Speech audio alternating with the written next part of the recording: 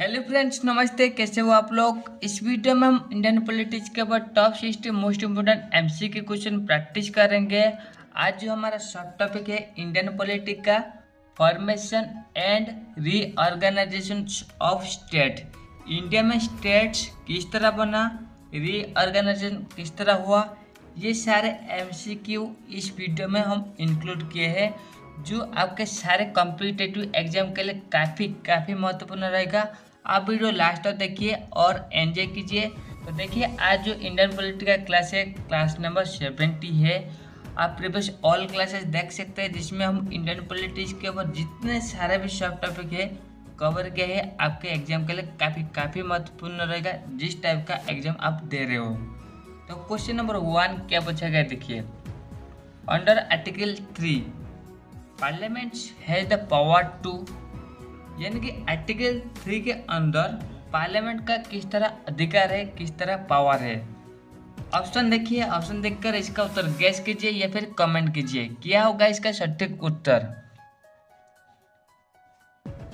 तो देखिए, इसका जो सटीक उत्तर रहेगा ऑप्शन नंबर डी, यानी कि ऑल ऑफ द एबव। जैसे कि क्या क्या पावर रह गया है हमारे पार्लियामेंट का आर्टिकल 3 के तहत। फर्स्ट, अल्टर द नेम और बाउंड्री ऑफ स्टेट्स। एक राज्य का नेम को चेंज कर सकता है हमारा पार्लियामेंट, और उसका जो बाउंड्री है उसमें भी बदलाव कर सकता है आर्टिकल 3 के तहत। सेकेंड, न्यू स्टेट फॉर्मेशन कर सकता है हमारा पार्लियामेंट। डिमिनिश और increase the area of any states. कोई भी राज्य का एरिया में बदलाव कर सकता है, बढ़ा सकता है या फिर घटा सकता है। ये सारे काम पार्लियामेंट कर सकता है किस आर्टिकल के तहत, आर्टिकल 3 के तहत, ठीक है। यानी कि article 3 empowers parliament to form a new states, alter boundaries, name areas and और एग्जिस्टिंग स्टेट का सब कुछ चेंज कर सकता है। यह पार्लियामेंट का जो अधिकार है आर्टिकल 3 के तहत मिल रही है, ठीक है। तो फ्रेंड्स, ऐसा करता है आपको ये पॉइंट आपको हेल्पफुल होगा, प्लीज सब्सक्राइब कीजिए। तो चलिए next question. A bill under article 3 can be introduce in parliament only on the recommendation of, यानी कि आर्टिकल 3 के तहत जो बिल पार्लियामेंट में रिकमेंड किया जाता है, इंट्रोड्यूस किया जाता है, ये जो बिल इंट्रोड्यूस करा जाता है किसका सुपारिश के तहत, किसका रिकमेंडेशन के तहत ये होता है। ऑप्शन देखिए, ऑप्शन देखकर इसका उत्तर गैस कीजिए, क्या होगा इसका सटीक उत्तर। देखिए, इसका जो सटीक उत्तर रहेगा ऑप्शन नंबर बी, यानी कि किसका रिकमेंडेशन चाहिए एक बिल को इंट्रोड्यूस करने में संसद में, यानी कि आर्टिकल 3 के तहत। जो मेन पॉइंट है प्रेसिडेंट, किसका रिकमेंडेशन चाहिए, प्रेसिडेंट का। यानी कि such a bill can be introduce only with the prior recommendations of the presidents, यानी कि इस मामले में ये बिल के वर्ष हमारा जो प्रायर रिकमेंडेशन चाहिए किसका, प्रेसिडेंट का, ठीक है। यानी कि प्रेसिडेंट का प्रायर रिकमेंडेशन के दौरान ये बिल को पार्लियामेंट में इंट्रोड्यूस करा जाता है। Next, if a bill affect the boundary और name of a state it must be. अगर कोई भी विधेयक, ठीक है, एक राज्य का बाउंड्री या फिर नेम में बदलाव कर सकता है या फिर उसमें अफेक्ट कर रही है, इट मोस्ट बी, इसके ऊपर क्या कार्रवाई होगी या फिर क्या कार्य इसके ऊपर लिया जाएगा, क्या स्टेप। ऑप्शन देखिए, ऑप्शन देखकर इसका उत्तर गैस कीजिए, क्या होगा इसका सटीक उत्तर। देखिए, इसका जो सटीक उत्तर रहेगा ऑप्शन नंबर बी, यानी कि इसके ऊपर क्या कार्य लिया जाएगा, क्या स्टेप, यानी कि refer to the state legislatures for its opinions. यानी कि अगर ये बिल कोई भी स्टेट का राज्य का बाउंड्री या फिर नेम में अफेक्ट कर रही है, तो उस स्टेट का जो स्टेट लेजिस्लेचर होता है, राज्य विधानमंडल होता है, उससे ये बिल को रेफर किया जाता है और स्टेट लेजिस्लेचर क्या ओपिनियन दे रही है इसे देखा जाता है, ठीक है। यानी कि before introducing the bill the president most refer it to state legislatures for expressing its view. यानी कि हमारे पार्लियामेंट में ये बिल को इंट्रोड्यूस करने से पहले प्रेसिडेंट्स ये इस बिल को कहाँ पर रेकमेंड करते हैं, वो स्टेट लेजिस्लेचर को भेज देते हैं, ठीक है।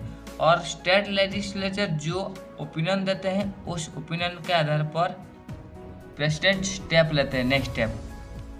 तो नेक्स्ट क्वेश्चन क्या पूछा गया देखिए, the state legislatures opinions on such a bill, यानी कि इस बिल के मामले में स्टेट लेजिस्लेचर का जो ओपिनियन होता है वो किस तरह होता है।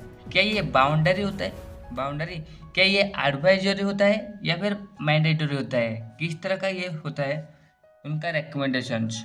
ऑप्शन देखिए, ऑप्शन देखकर इसका उत्तर गैस कीजिए क्या होगा इसका सटीक उत्तर। देखिए इसका जो सटीक उत्तर रहेगा ऑप्शन ऑफ बी, यानी कि ये जो रिकमेंडेशन देते हैं या फिर ये जो ओपिनियन देते हैं ये ओपिनियंस एडवाइजरी होता है। किस तरह होता है, एडवाइजरी, यानी कि parliament is not bound to accept और act upon the state legislatures opinions, यानी कि ये जो ओपिनियन देते हैं, यानी कि स्टेट लेजिस्लेचर जो ओपिनियन देता है उस ओपिनियन के आधार पर पार्लियामेंट कोई भी स्टेप, यानी कि बाउंड्री नहीं होता है कि हाँ इस तरह करा जाएगा इस तरह नहीं करा जाएगा, ये बाउंड्री नहीं होता है, बाउंड्री यानी कि ये मैंडेटरी नहीं होता है। Next, A bill under article 2 and 3 passed by, यानी कि आर्टिकल 2 and 3 के तहत जो बिल होता है, विधेयक होता है, ये पास होता है। किस तरह का मेजोरिटी चाहिए एक बिल को पास होने में, यानी कि ये बाउंड्री से रिलेटेड जो बिल होता है ये बिल को पारित होना पड़ता है, और पारित होने के लिए जो मेजोरिटी वोट चाहिए, सपोर्ट चाहिए, वो कितना है। ऑप्शन देखिए, ऑप्शन देखकर इसका उत्तर गैस कीजिए क्या होगा इसका सटीक उत्तर। देखिए इसका जो सटीक उत्तर रहेगा ऑप्शन बी, यानी कि सिंपल मेजोरिटी। क्या होता है, सिंपल मेजोरिटी का वोट चाहिए। जैसे कि article 4 states such bills are not constitutional amendment and can be passed by simple majority, यानी कि ये जो बिल है ये संवैधानिक रूप से संशोधन कराता है, इस तरह नहीं माना जाता है। ये बिल पारित होने के लिए बस सिंपल मेजोरिटी का सपोर्ट चाहिए, ठीक है। Next, for union territories before changing the boundary और नेम, यानी कि यूनियन टेरिटरी के बाद हम कहें तो उसका नेम चेंज करने में या फिर बाउंड्री चेंज करने से पहले किस तरह का स्टेप लिया जाता है। ऑप्शन देखिए, ऑप्शन देखकर इसका उत्तर गैस कीजिए क्या होगा इसका सटीक उत्तर। देखिए इसका जो सटीक उत्तर रहेगा ऑप्शन नंबर सी रहेगा, यानी कि views of legislatures are not necessary, यानी कि यूनियन टेरिटरी के ऊपर हम बात करें तो उस टाइम स्टेट लेजिस्लेचर का व्यू पॉइंट ये नेसेसरी नहीं होता है। जैसे कि क्या कहा गया, the constitution does not require union territory legislature to be consulted, यानी कि यूनियन टेरिटरी का जो लेजिस्लेचर सिस्टम होता है, विधानमंडल होता है, उसका जो कंसल्टेंस लेना नहीं पड़ता है कॉन्स्टिट्यूशन, यानी कि हमारे पार्लियामेंट को। नेक्स्ट क्वेश्चन क्या पूछा गया देखिए, Articles 4 of the Constitution states that the law made under Articles 2 and 3 are, यानी कि हमारे कॉन्स्टिट्यूशन में जो आर्टिकल 4 रखा गया है ये क्या स्टेटमेंट दे रही है, किस तरह स्टेटमेंट दे रही है, और क्या स्टेटमेंट जो दे रही है ये क्या है। Laws made under article 2 and 3, ये जो आर्टिकल 2 and 3 के अंदर जो लॉ बनाया गया है ये किस तरह होता है। ऑप्शन देखिए, ऑप्शन देखकर इसका उत्तर गैस कीजिए क्या होगा इसका सटीक उत्तर। देखिए इसका जो सटीक उत्तर रहेगा ऑप्शन ऑफ बी, यानी कि ऑर्डिनरी लॉ होता है। किस तरह लॉ, ये एक ऑर्डिनरी लॉ होता है, यानी कि article 4 clarified that such laws are not constitutional amendments, यानी कि ये संवैधानिक संशोधन की तरह नहीं माना जाएगा। Next, the very cases 1960 was related to, यानी कि 1960 में जो वेरी केस हुआ था ये किससे संबंधित है। ऑप्शन देखिए, ऑप्शन देखकर इसका उत्तर गैस कीजिए क्या होगा इसका सटीक उत्तर। देखिए ये केस किससे संबंधित है, ऑप्शन नंबर बी ठीक रहेगा, यानी कि transfer of territory to Pakistan, यानी कि पाकिस्तान को टेरिटरी ट्रांसफर करना उससे संबंधित है। यानी कि the case deals with the proposed transfer of Berubari unions in West Bengal to Pakistan, यानी बैरोबरी यूनियंस जो पहले वेस्ट बंगाल में था उसे पाकिस्तान को ट्रांसफर करना, ये जो मामला था यह बैरोबरी केस 1960 के तहत हुआ था। ठीक है, नेक्स्ट क्वेश्चन क्या बचाएगा देखिए, in the Berubari cases the Supreme Court held that, यानी कि बैरोबरी केसेस में सुप्रीम कोर्ट ने क्या स्टेटमेंट दिया था या फिर सुप्रीम कोर्ट का क्या रोल है। ऑप्शन देखिए, ऑप्शन देखकर इसका उत्तर गैस कीजिए क्या होगा इसका सटीक उत्तर। देखिए इसका जो सटीक उत्तर रहेगा ऑप्शन नंबर बी रहेगा, यानी कि parliament can't seed territory under article 3, यानी कि आर्टिकल 3 के अंदर जो टेरिटरी जो है उसको पार्लियामेंट सीड नहीं कर सकता है। ठीक है, यानी कि seeding territory requires constitutional amendments under article 368, यानी कि टेरिटरी को सीडिंग करने से पहले यानी कि पार्लियामेंट को क्या लगता था, क्या रिक्वायर करना पड़ता था, जो कि था कॉन्स्टिट्यूशनल अमेंडमेंट्स, यानी कि संवैधानिक संशोधन रिक्वायर करता था। ठीक है, नेक्स्ट क्वेश्चन क्या पूछा गया देखिए, which constitutional amendments act transfers Berubari union to Pakistan. Most important question, यानी कि किस संवैधानिक संशोधन के दौरान जो बैरोबरी यूनियन था ये पाकिस्तान को सौंपा गया था, ट्रांसफर हो गया था। ऑप्शन देखिए, ऑप्शन देखकर इसका उत्तर गैस कीजिए क्या होगा इसका सटीक उत्तर। देखिए इसका जो सटीक उत्तर रहेगा ऑप्शन नंबर बी, यानी कि 9th अमेंडमेंट। किस अमेंडमेंट के दौरान ऐसा हुआ था, 9th अमेंडमेंट के दौरान, यानी the 9th constitutional amendments act 1960 facilitates the transfer, यानी कि इस अमेंडमेंट के दौरान जो ट्रांसफर करने का प्रोसेस ये फैसिलिटेट हुआ था। Next question, the SK Dhar commission 1948, यानी कि SK Dhar commission 1948 was appointed to examine, यानी कि यह जांच करने के लिए ये जो कमीशन गठन करा गया था। ऑप्शन देखिए, ऑप्शन देखकर इसका उत्तर गैस कीजिए क्या होगा इसका सटीक उत्तर। देखिए इसका जो सटीक उत्तर है ऑप्शन नंबर बी, यानी कि क्या कह रही है, लिंग्विस्टिक रीऑर्गेनाइजेशन ऑफ स्टेट्स, यानी कि भाषा के आधार पर स्टेट का रीऑर्गेनाइजेशन कर जाएगा, इससे ये संबंधित है और ये चीज़ें ये कह रही है, यानी कि it was set up to study the feasibility of reorganising states on linguistic basis, यानी कि भाषा के आधार पर स्टेट का फिजिबिलिटी को देखना, रीऑर्गेनाइजेशन करना, ये इसके ऊपर प्रायोरिटी दे रही है। Next, the Dhar commission recommended reorganisation on the basis of, यानी कि किस आधार पर ये जो धर कमीशन रिकमेंड करा गया था रीऑर्गेनाइजेशन करने के लिए, यानी कि धर कमीशन किससे प्रायोरिटी दिया था। ऑप्शन देखिए, ऑप्शन देखकर इसका उत्तर गैस कीजिए किस आधार पर स्टेट बनाने का प्रायोरिटी यानी कि सजेशन दिया था इस कमीशन ने। देखिए इसका जो सटीक उत्तर रहेगा ऑप्शन नंबर सी, यानी कि एडमिनिस्ट्रेटिव कन्वेनियंस, यानी कि एडमिनिस्ट्रेटिव कन्वेनियंस के आधार पर ये कहा था कि इस तरह बना जाए नया स्टेट का रीऑर्गेनाइजेशन इस तरह हो पाए। ठीक है, यानी कि it opposes linguistic basis and preferred administrative efficiency as the main criterions, यानी कि ये एडमिनिस्ट्रेटिव एफिशिएंसी को देखा था और जो पहले लिंग्विस्टिक बेसिस था उससे ये विरोध करता था। ठीक है, next, the term union of states signifies that, ये जो स्टेट है, ये जो टर्म है यूनियन ऑफ स्टेट्स, ये क्या सिग्निफाई कर रही है। ऑप्शन देखिए, ऑप्शन देखकर इसका उत्तर गैस कीजिए क्या होगा इसका सटीक उत्तर।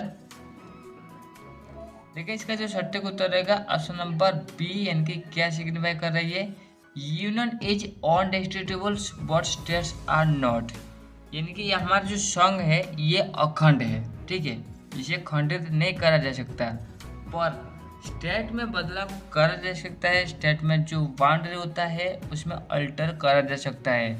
जैसे कि India is a union of states, state का यूनियन है, meaning states can't secede from it, यानी कि स्टेट इंडिया से अलग नहीं हो सकता है। ठीक है, ये स्टेटमेंट्स रेफर कर रही है, मीनिंग दे रही है। The question number 14 is, the presidents can extend the time limits given to a state legislatures to express its view on। यानी कि किस मामले के ऊपर एक स्टेट यानी कि राज्य विधानमंडल को टाइम दिया जाता है कि ये अपने एक्सप्रेस यानी कि अपने जो व्यू पॉइंट अपने ओपिनियन दे सकता है इनमें से किस बिल के ऊपर। और बिल देने के लिए अगर टाइम लगता है तो प्रेसिडेंट्स उस टाइम को बढ़ा सकते हैं और एक्सटेंड कर सकते हैं। किस मामले के ऊपर, किस विधेयक के ऊपर। ऑप्शन देखिए, ऑप्शन देखकर इसका उत्तर गैस कीजिए क्या होगा इसका सटीक उत्तर। देखिए इसका जो सटीक उत्तर रहेगा ऑप्शन नंबर बी यानी कि एन आर्टिकल 3 बिल। यानी कि किस बिल के ऊपर यहाँ पर टाइम एक्सटेंड करने के बाद कहा जा रही है आर्टिकल 3 बिल, ठीक है। यानी कि the presidents may extend the time for the state legislature to express its opinions. यानी कि स्टेट लेजिस्लेचर को अपना ओपिनियन देने के लिए प्रेसिडेंट्स उन्हें टाइम लिमिट जो है उसे बढ़ा सकता है, ठीक है। Next, the union of India is describe as. Union of India को किस तरह डिस्क्राइब करा गया है। ऑप्शन देखिए, ऑप्शन देखकर इसका उत्तर गैस कीजिए क्या होगा इसका सटीक उत्तर। देखिए इसका जो सटीक उत्तर रहेगा ऑप्शन नंबर सी यानी कि union of states. Union of India किस तरह डिस्क्राइब करा गया है, यूनियन ऑफ स्टेट की तरह। As per article 1 India is a union of states. Article 1 के तहत इंडिया क्या है, यूनियन ऑफ स्टेट होता है। Next, the territory of India includes. India का जो टेरिटरी है यह किससे लेके बना है। ऑप्शन देखिए, ऑप्शन देखकर इसका उत्तर गैस कीजिए क्या होगा इसका सटीक उत्तर। देखिए इसका जो सटीक उत्तर रहेगा ऑप्शन नंबर सी। ये किससे लेके बना है, जैसे कि स्टेट हो गया, यूनियन टेरिटरी से हो गया, एक्वार्ड टेरिटरी हो गया, यानी कि टेरिटरी ऑफ इंडिया में ये सब शामिल है। The term territory of India has a broader scope than union of states. यानी कि टेरिटरी ऑफ इंडिया में बहुत व्यापक स्कोप रहता है, यानी कि बहुत अपॉर्चुनिटी रहता है देन यूनियन ऑफ स्टेट के वजह, ठीक है। Next, the procedures for the formation of new states is given in. यानी कि किस आर्टिकल में न्यू स्टेट बनाने का जो प्रोसीड्यूर है वो रखा गया है। ऑप्शन देखिए, ऑप्शन देखकर इसका उत्तर गैस कीजिए क्या होगा इसका सटीक उत्तर। देखिए इसका जो सटीक उत्तर रहेगा ऑप्शन नंबर बी यानी कि आर्टिकल 3 में यह प्रोवाइड करा गया है। Article 3 provides for formation of new states and alterations of its boundary. यानी कि नया स्टेट बनाने में और उसका जो बाउंड्री में चेंजेस करने में जो प्रावधान है वो प्रावधान आर्टिकल 3 में रखा गया है। नेक्स्ट क्वेश्चन देखिए, आर्टिकल 2 डील्स विथ। आर्टिकल 2 ये किससे संबंधित है। ऑप्शन देखिए, ऑप्शन देखकर इसका उत्तर गैस कीजिए क्या होगा इसका सटीक उत्तर। आर्टिकल 2 किससे संबंधित है, ये जो संबंधित है ऑप्शन नंबर ए ठीक रहेगा, यानी कि एडमिशंस और एस्टेब्लिशमेंट ऑफ न्यू स्टेट्स। एक नया राज्य का एडमिशन और प्रतिष्ठा करना ये आर्टिकल 2 से संबंधित है। जैसे कि it empowers parliament to admit और establish new states not part of the union. जो पहले यूनियन में हिस्सा नहीं था उससे शामिल करा जाता है, और ये किसके पास पावर आ जाता है, पार्लियामेंट के पास, और ये आर्टिकल 2 के तहत करा जाता है, आर्टिकल 2 के तहत। Next, the bill affecting the boundaries of a state is introduce इन। यानी कि एक विधेयक जो किसी स्टेट का बाउंड्री को अफेक्ट कर रही है, ठीक है, ये कहाँ पे इंट्रोड्यूस करा जाता है। ऑप्शन देखिए, ऑप्शन देखकर इसका उत्तर गैस कीजिए क्या होगा इसका सटीक उत्तर। देखिए इसका जो सटीक उत्तर रहेगा ऑप्शन नंबर सी यानी कि आइदर हाउस ऑफ पार्लियामेंट। कहाँ पर ये इंट्रोड्यूस करा जाता है, either house of the parliament में इंट्रोड्यूस करा जाता है। जैसे कि such a bill may be introduce in either houses. Either house में ये इंट्रोड्यूस करा जा सकता है but only with presidents recommendations. पर यहाँ पर क्या होता है, प्रेसिडेंट का रिकमेंडेशन की जरूरत होती है, ठीक है। नेक्स्ट क्या पूछा गया देखिए, the constitution article 4 treats formations और अल्टरेशंस लॉ एज। यानी कि ये जो कॉन्स्टिट्यूशन आर्टिकल 4 में इस तरह क्या बताया गया है, यानी कि जो फॉर्मेशन हो गया एंड अल्टरेशन ऑफ लॉ हो गया, किस मामले के ऊपर, किस तरह का लॉ के ऊपर बात करा गया है आर्टिकल 4 में। ऑप्शन देखिए, ऑप्शन देखकर इसका उत्तर गैस कीजिए क्या होगा इसका सटीक उत्तर। देखिए इसका जो सटीक उत्तर होगा ऑप्शन नंबर बी, यानी कि किस लॉ के ऊपर यहाँ पर बात करा जा रही है, ऑर्डिनरी लॉ के ऊपर। Article 4 explicitly states the use of ordinary law, यानी कि ये जो आर्टिकल 4 है मेनली ऑर्डिनरी लॉ के ऊपर बात कर रही है, उसे डिस्क्राइब कर रही है। Next, before 1960 Berubari union was part of, यानी कि 1960 से पहले बेरुवरी यूनियन जो था वो किसका हिस्सा था। ऑप्शन देखिए, ऑप्शन देखकर इसका उत्तर गैस कीजिए क्या होगा इसका सटीक उत्तर। 1960 से पहले बेरुवरी यूनियन किसका हिस्सा था। देखिए इसका जो सटीक उत्तर होगा ऑप्शन नंबर बी, यानी कि ये वेस्ट बंगाल का हिस्सा था। किसका, वेस्ट बंगाल का।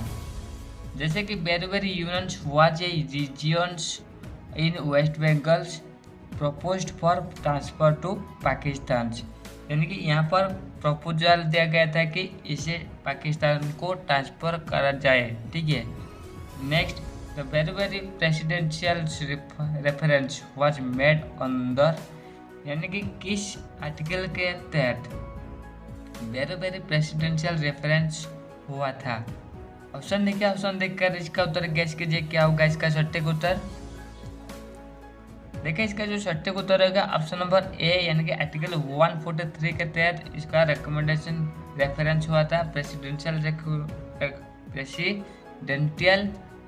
रेफरेंस हुआ था बेरुवरी का।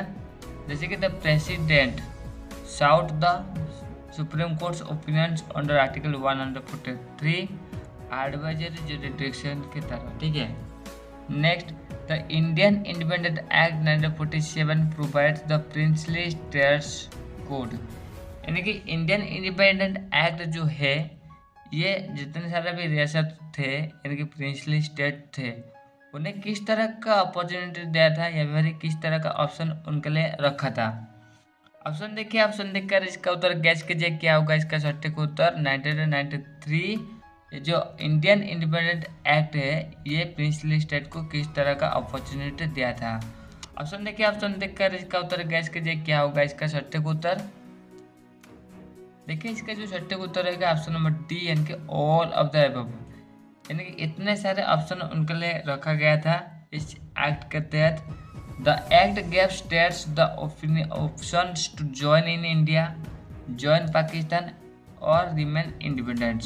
यहाँ पर उनके लिए ऑप्शन रखा गया था कि ये भारत में ज्वाइन हो सकता है या फिर पाकिस्तान में ज्वाइन हो सकता है या फिर स्वतंत्र रह सकता है। इस तरह 3 ऑप्शन उनके लिए रखा गया था। Next, the expression territory of India includes, ये जो एक्सप्रेशन है टेरिटरी ऑफ इंडिया इसमें क्या क्या आ जाता है। टेरिटरी में, इंडिया के टेरिटरी में क्या क्या आ जाता है। ऑप्शन देखिए, ऑप्शन देखकर इसका उत्तर गैस कीजिए क्या होगा इसका सटीक उत्तर। देखिए इसका जो सटीक उत्तर होगा ऑप्शन नंबर सी, यानी कि states, union territories and acquired territory. ये किसके बारे में जानकारी प्रदान कर रही है, स्टेट के बारे में, यूनियन टेरिटरी के बारे में एंड एक्वायर्ड टेरिटरी के बारे में जानकारी दे रही है। यानी कि it includes all parts under India sovereignty, यानी कि ये सारे हिस्सा को शामिल कर रही है। Next, the SK Dhar commission was set up by, यानी कि एसके धर कमीशन जो है ये किसने गठन किया था। ऑप्शन देखिए, ऑप्शन देखकर इसका तो गैस कीजिए किस संस्था ने इसका गठन करा था। देखिए इसका जो सटीक उत्तर होगा ऑप्शन नंबर सी, यानी कि गवर्नमेंट ऑफ इंडिया। ये जो कमीशन है किसने गठन किया था, किस संस्था ने, जैसे कि हमारे गवर्नमेंट ने इसे ऐड करा था यानी कि इसे गठन करा था गवर्नमेंट ऑफ इंडिया, यानी कि it was appointed in 1948 by the government of India to examine state reorganisation. State reorganisation को एग्जामिन करने में, जांच करने के लिए गवर्नमेंट ऑफ इंडिया के द्वारा 1948 में ये जो कमीशन गठन हुआ था इसके द्वारा कमीशन, ठीक है। Next, the JBP committee was appointed इन, जो जेबीपी कमिटी गठन करा गया था ये कब गठन करा गया था।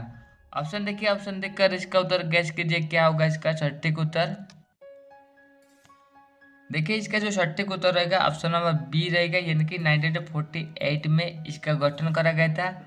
The JPB committee was appointed in December 1948 to examine the demand for linguistic reorganisation of states, यानी कि भाषा आधार पर स्टेट बनने का जो डिमांड था उसे एग्जामिन करने के लिए जेपीबी कमेटी गठन करा गया था दिसंबर 1948 में। ठीक है, next the members of the JPB committee were, JPB committee का जो मेंबर था वो कौन कौन थे? ऑप्शन देखिए, ऑप्शन देखकर इसका उत्तर गैस कीजिए क्या होगा इसका सटीक उत्तर। देखिए इसका जो सटीक उत्तर रहेगा ऑप्शन नंबर बी, यानी कि जवाहरलाल नेहरू, वल्लभ भाई पटेल एंड पट्टाभी सीतारामैया। ये जो तीन मेंबर थे ये जेपीबी कमेटी का सदस्य थे। Derive the name from the, यानी कि उनका नेम से का जो पहला लेटर था उससे ही इस कमेटी का नाम डिराइव करा गया था। जैसे कि J for Nehru, B for Patel and P for Sitaramayya, उनका शिव नाम से ये नाम रखा गया था। Next, JPB committee reports was submitted in, यानी कि किस कब जेपीबी कमेटी का रिपोर्ट सबमिट करा गया था? ऑप्शन देखिए, ऑप्शन देखकर इसका उत्तर गैस कीजिए क्या हो सकता है इसका सटीक उत्तर।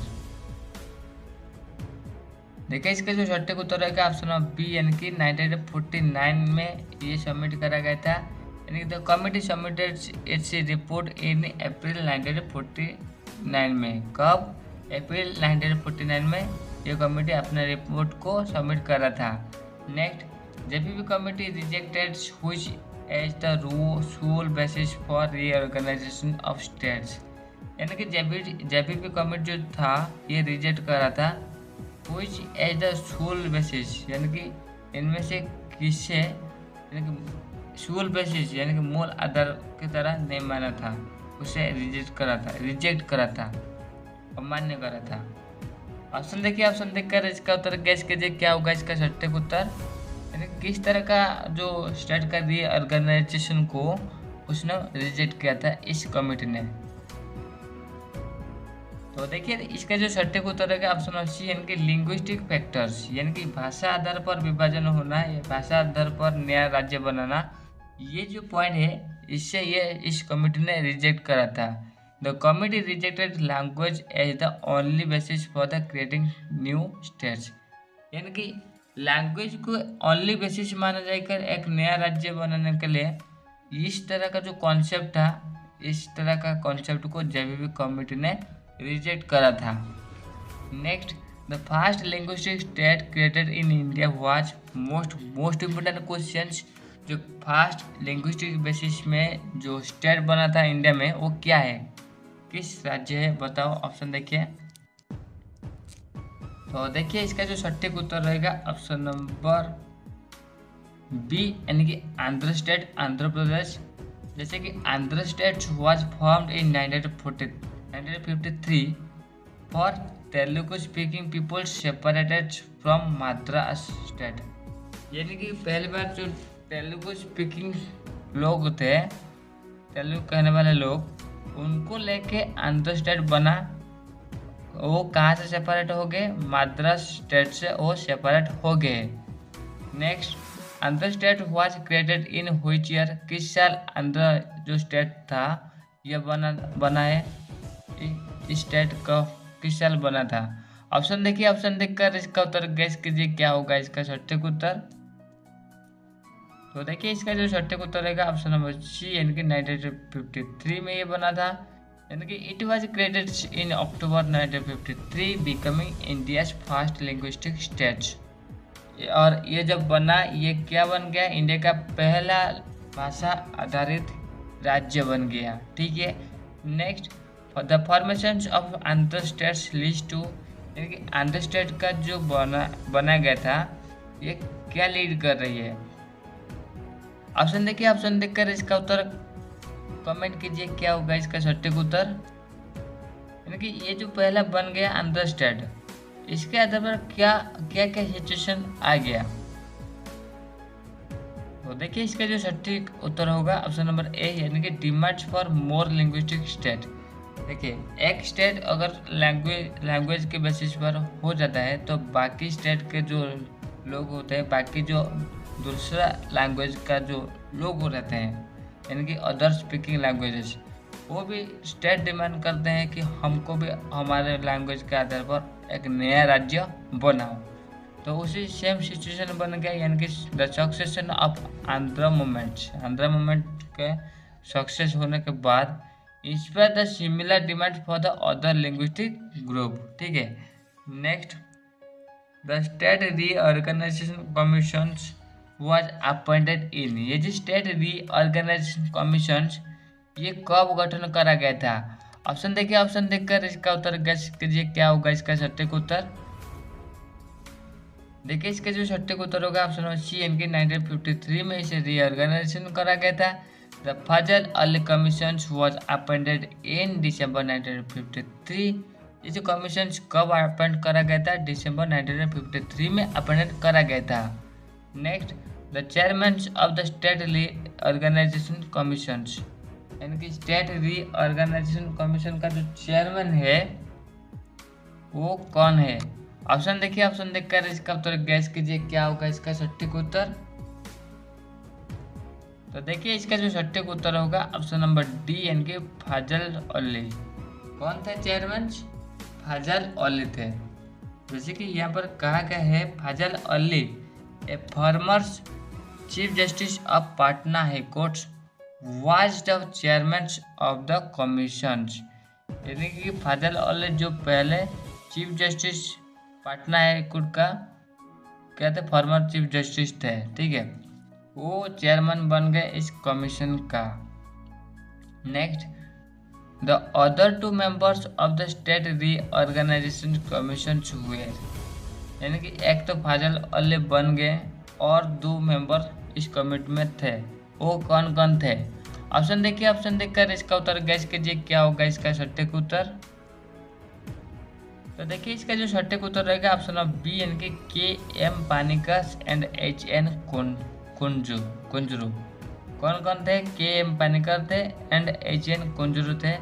तो कमीशन हेड 3 मेंबर्स। इस कमीशन में कितने मेंबर थे? 3 मेंबर्स, जिसमें आ जाता है फजल अली जो चेयरमैन है, K M Panikkar and H N Kunzru. ठीक है, ये 3 मेंबर्स स्टेट रीऑर्गेनाइजेशन कमीशन का है।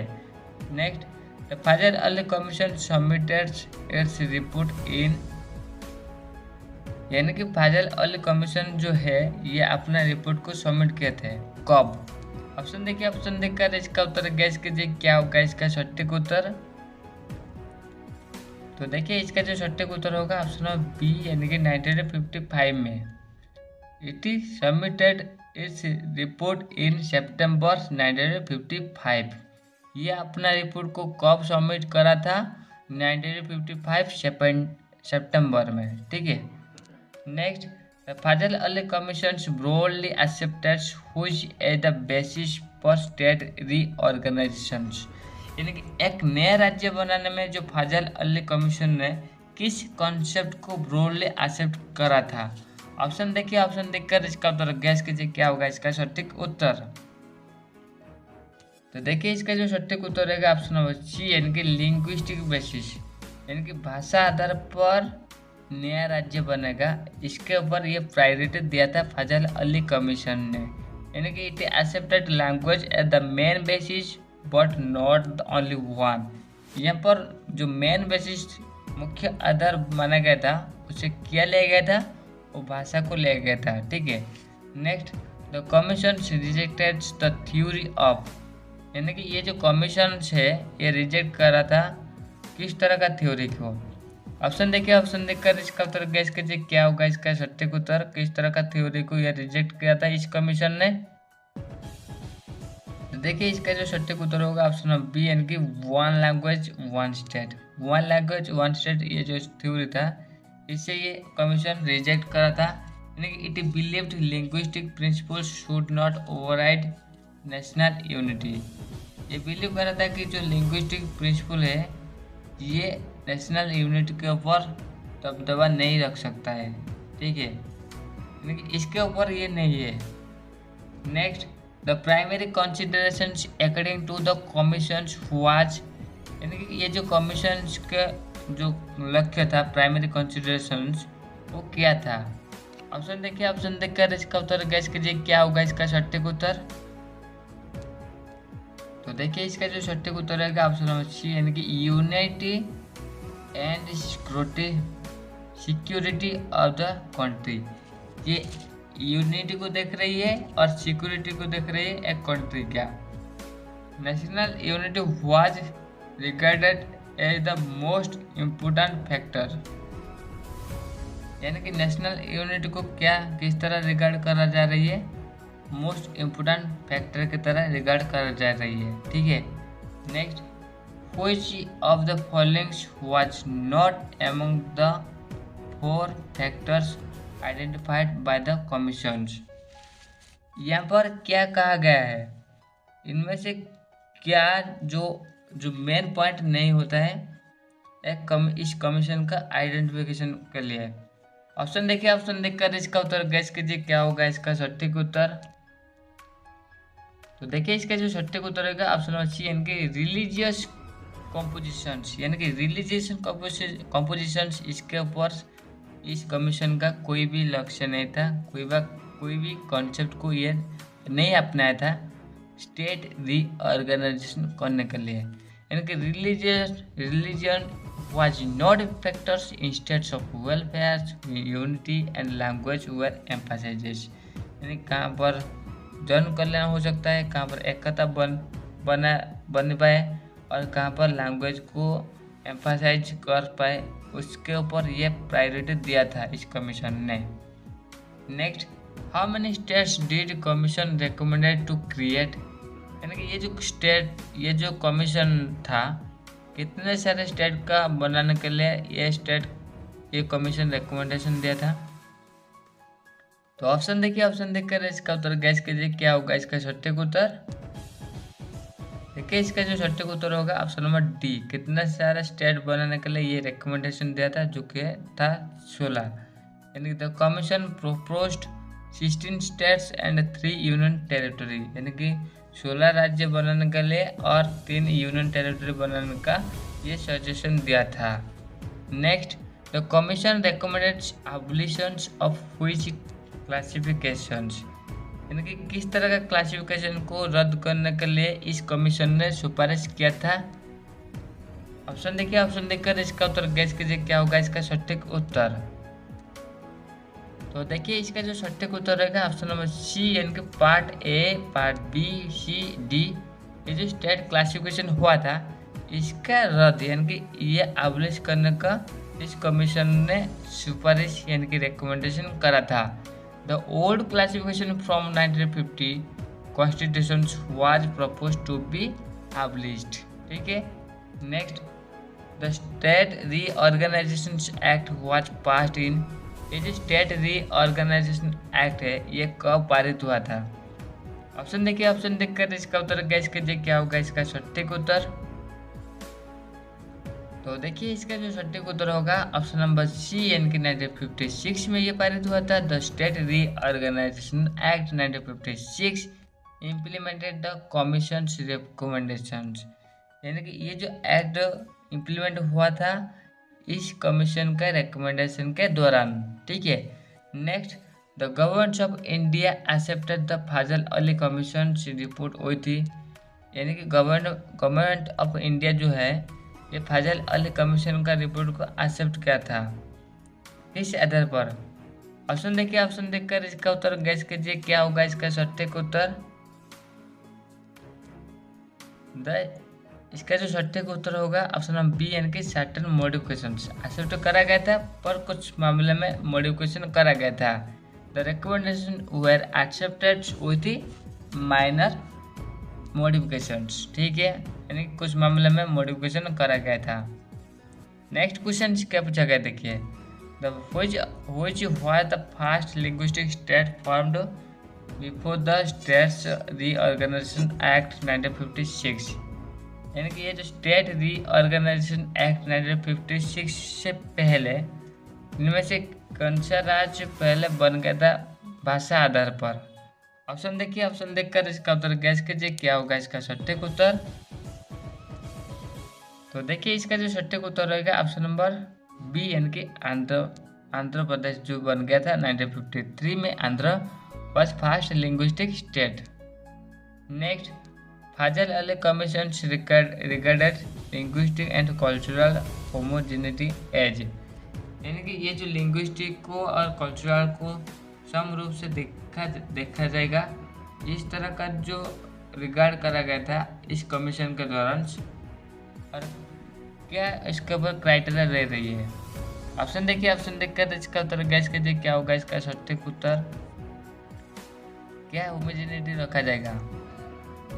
देखिए इसका जो सटीक उत्तर रहेगा वन ऑफ सेवरल क्राइटेरिया, यानी कि बहुत सारे क्राइटेरिया को यहाँ पर देखा जाएगा, जैसे कि language was considered along with unity administration and welfare. यहाँ पर लैंग्वेज को कंसिडर करा जा रही है एकता बनाने के लिए, प्रशासन के मामले को रखने के लिए और जन कल्याण के लिए। ठीक है। Next, the numbers of central administrated territory suggested by commission was, यानी कि सेंट्रल एडमिनिस्ट्रेटिव टेरिटरी जो है उसका नंबर क्या है, इस कमीशन ने इस तरह सजेशन दिया था। ऑप्शन देखिए, ऑप्शन देखकर इसका उत्तर गैस कीजिए, क्या होगा इसका सटीक उत्तर। तो देखिए इसका जो सटीक उत्तर रहेगा ऑप्शन नंबर सी, यानी कि 3 मेंबर था। जैसे कि it propose 3 central administrative territory, 3 central administrative territory का रिकमेंडेशन इस कमेटी ने किया था। Next, the commission viewed that unit of India should be the, यानी कि ये जो कमीशन यूनिट ऑफ इंडिया को व्यू करा था ये किस तरह होना चाहिए। ऑप्शन देखिए, ऑप्शन देखकर इसका उत्तर गैस कीजिए, क्या होगा इसका सटीक उत्तर। तो देखिए इसका जो सटीक उत्तर होगा ऑप्शन नंबर ए, यानी कि प्राइमरी कंसिडरेशन, यानी कि यूनियन ऑफ इंडिया किस तरह कंसिडर करा जाएगा उसके ऊपर प्राइमरी कंसिडरेशन रहेगा। यानी कि national integrity why the core guiding principles. National integrity जो है ये क्या है, ये कोर गाइडिंग यानी कि मुख्य लक्ष्य है। ठीक है, इस कमीशन का और यूनियन ऑफ इंडिया ये लाइन को बजाय रखने के लिए। Next, the state reorganisation commission mainly deals with, यानी कि ये जो स्टेट रीऑर्गेनाइजेशन कमीशन है ये किससे संबंधित है और किस मामले से ये डील कर रही है। ऑप्शन देखिए, ऑप्शन देखकर इसका उत्तर गैस कीजिए, क्या होगा इसका सटीक उत्तर। तो देखिए इसका जो सटीक उत्तर होगा ऑप्शन नंबर बी, यानी कि लिंग्विस्टिक रीऑर्गेनाइजेशन ऑफ स्टेट, यानी कि भाषा आधार पर स्टेट बनाना इस कमीशन का लक्ष्य था। यानी कि it propose was the determined the best structure of India states. Indian state का जो बेस्ट स्ट्रक्चर को यह डिस्क्राइब कर रही है। Next, the formation of Andhra states ultimately lead to, जब आंध्र स्टेट बन गया इसके दौरान क्या परिणाम हुआ। ऑप्शन देखिए, ऑप्शन देखकर इसका उत्तर क्या देखिए क्या होगा इसका उत्तर। तो देखिए इसका जो सटीक उत्तर रहेगा ऑप्शन नंबर बी, यानी कि strengthening the national unity. National unity को स्ट्रेंथनिंग करना इसका मुख्य लक्ष्य था। यानी कि डिस्पाइट इनिशियल कंसर्न्स, यानी कि पहली बार जो मामला हुआ था उससे चिंता करने से पहले लिंग्विस्टिक और reorganisation strengthens unity through recognisation of diversity, यानी कि डाइवर्सिटी को रिकॉग्नाइजेशन करके, और यहाँ पर क्या करा गया था, लिंग्विस्टिक आधार पर जो बेसिस हुआ था, यानी कि यहाँ पर नया स्टेट बनाने के लिए मूवमेंट यानी कि आंदोलन हुआ था। किस आधार पर, लिंग्विस्टिक आधार पर। तो फ्रेंड्स आशा करता है आपको ये वीडियो हेल्पफुल हुआ होगा। अगर हेल्पफुल हुआ तो channel like comment share and subscribe कीजिए। इसका PDF पाने के लिए आप हमारा टेलीग्राम ग्रुप में ज्वाइन हो जाए, जिसका लिंक आप वीडियो डिस्क्रिप्शन में पा जाएंगे और आप स्क्रीन में भी देख सकते हैं। देखिए आज जो है इंडियन पॉलिटिक्स का क्लास नंबर 70 है। आप प्रीवियस ऑल क्लासेस देख सकते हैं जिसमें हम इंडियन पॉलिटिक्स के ऊपर बहुत सारे MCQ क्वेश्चन कवर किए हैं। आपके GK GS सेक्शन के लिए काफ़ी ये हेल्पफुल होगा। और फ्रेंड्स हमें सपोर्ट करने के लिए आप हमें कुछ भी पेमेंट कर सकते हैं। So guys, thank you for watching this video.